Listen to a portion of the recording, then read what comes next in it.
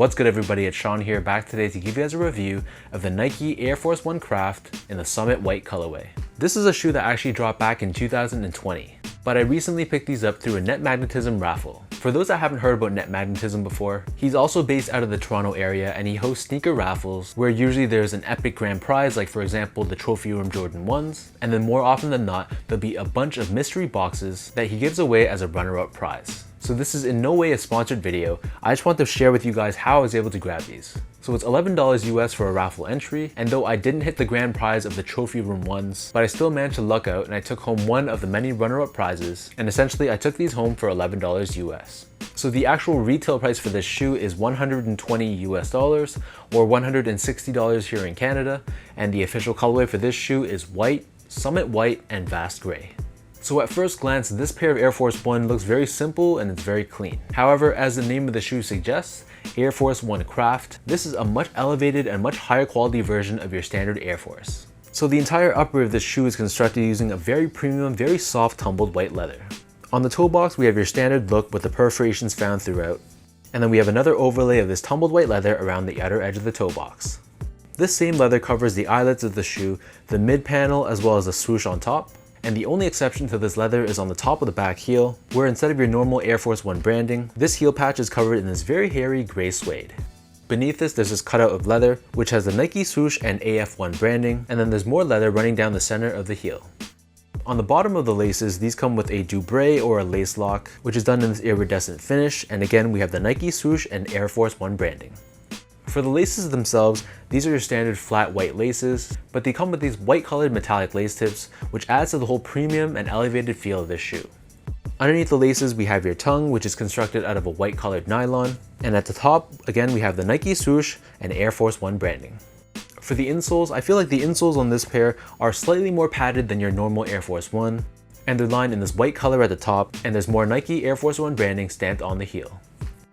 So the upper of these Air Force 1s sits atop this white colored midsole, and as usual we have Air branding on the lateral side of the back heel. Encapsulated within the midsole but not visible to the eye, there is Nike Air Sole technology for cushioning, and then turning the shoe over to the bottom, here we have your standard Air Force 1 outsole. So we have this circular traction pattern on the forefoot and the back heel, along with Nike branding in the middle of the medial side.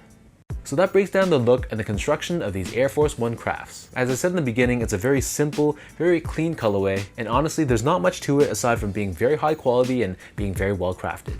So for those wondering how these fit, I'm a true size 10, slightly on the wider side, and for Air Force 1s I can go either a half size down or true to size depending on the release. So for example, a normal Air Force 1 white on white from Foot Locker, I'd probably go down a half size to a 9.5, whereas something like the Stussy Air Force 1 that just released or the Travis Scott Air Force 1s with the shroud on top of the tongue, those guys I can stick true to size with a size 10. So I'd say that this pair, despite having a slightly more padded insole, they felt fine going half size down. It gave me a very nice snug fit, but it wasn't snug in a way that was uncomfortable. So if it was up to me, I'd recommend sticking with your normal Air Force 1 size, which probably is going to be a half size down. Next up, in terms of comfort, so as far as an Air Force 1 goes, this pair is actually pretty comfortable. Again, like I said before, I feel like the insole is a little bit more padded, and on top of that, the upper of the shoe is very soft and it feels very broken in already straight out of the box. So there's no stiff break-in time required. Even with the first step, it felt very molded to my feet. And while it's still a little bit on the heavier side, this is still after all an Air Force 1. I feel like these will be a pretty good shoe for just an everyday sort of shoe, and one that you can leave by your door without worrying about them too much. Finally, in terms of the quality and the craftsmanship, so I'm sure you guys know by now that the quality of the materials are definitely A+. The cut of leather feels very nice and thick, but at the same time it's very broken in and has a very nice soft feel to it, so this definitely stole the show for this shoe. And then from an actual craftsmanship standpoint, or how Nike put the shoe together, I felt like my pair was very solidly well built. I had no visible issues or no flaws on mine, so all in all, for the price point that you're paying, you're definitely getting very good value.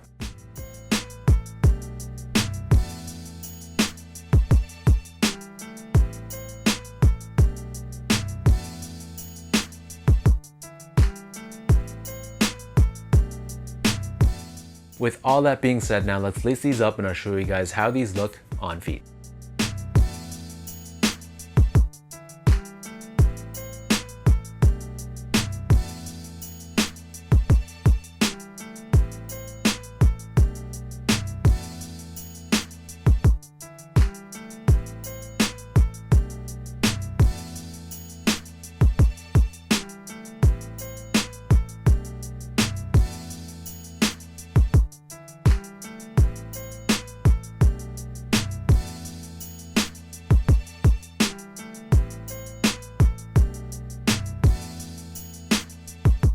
Getting these in hand for my $11 win, honestly this was a very solid pair. Even if I was to pay the actual retail price for this shoe, I feel like I'd be getting my money's worth. And I feel like if you're the type that wears a lot of white on white Air Force Ones, and you're the type that goes and buys the all white Forces from Foot Locker, for example, I'd probably recommend paying the extra $30 or $40 or whatever that price difference is and grabbing something like this. The quality between this pair and the Foot Locker Air Forces, it's really night and day. I feel like once you get these in hand, you'll really understand and appreciate the quality. So let me know in the comment section down below what you guys think about this Air Force One Craft in the Summit White colorway. How do you guys feel about this colorway specifically, and what's your take on the Air Force One silhouette in general?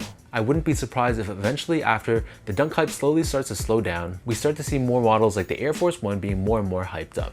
If that's the case, I feel like this would be a very sleeper shoe to add to your collection right now. So go online and check it out. You guys won't be disappointed. So if you guys enjoyed this video, be sure to like, comment, and subscribe. Give me a follow on Instagram at sgo8. Check out my Twitter account at sean.go and visit my website as well at seango.ca. So until next time, thanks so much for tuning in. Hopefully you guys enjoyed this video, and I'll catch you guys all in the next one.